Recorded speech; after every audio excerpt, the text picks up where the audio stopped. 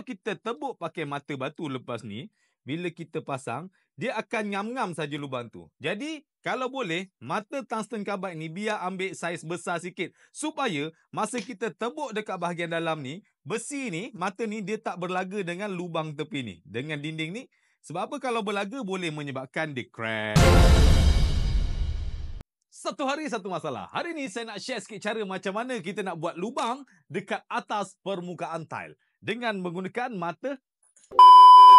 Jadi hari ni kita akan menggunakan mata ni tungsten carbide ataupun ada orang panggil mata anak panah lah, mata arrow lah. Tapi itu semua tak kisah, janji fungsi dia boleh tebuk tile kita ni. Jadi macam mana nak buat? Jom. Jadi sebelum tebuk, kita pastikan setting kita ni betul. Kita ambil setting dekat drilling ni. Lepas tu kita pasang kita punya mata. Mata dah pasang, setting dekat drilling. Ini ambil gear 2 ataupun high. Biar laju sikit kerja kita. Jadi kita akan terus tebuk dekat lubang sini. Pastikan dekat kawasan yang kita nak tebuk tu, kita letak air. Okay, letak air supaya mata ni tak cepat haus dan kurang keluar habuk. Jadi kita boleh terus tembak saja.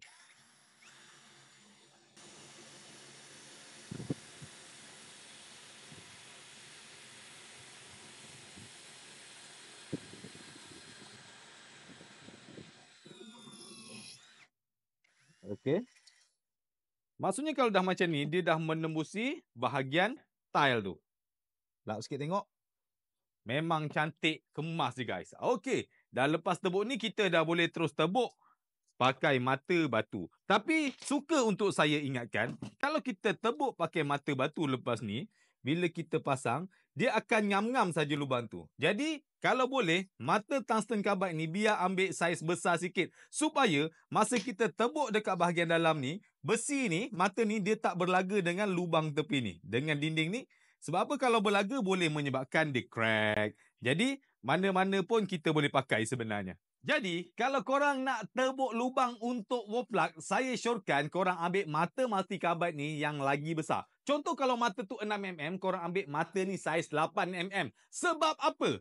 Kalau kita, ni contoh lubang ni, lubang 6mm, kalau kita masuk mata batu tebuk 6mm juga, dia boleh menyebabkan mata ni berlaga dengan dinding tepi ni. Dan menyebabkan tile boleh crack. Jadi jangan ambil ngam-ngam, ambil besar sikit supaya dia ada free play dekat tengah-tengah tu. Jadi jelas ya, satu hari satu masalah selesai. Kalau ada sebarang pertanyaan ataupun permasalahan, boleh komen dekat bawah. Terima kasih.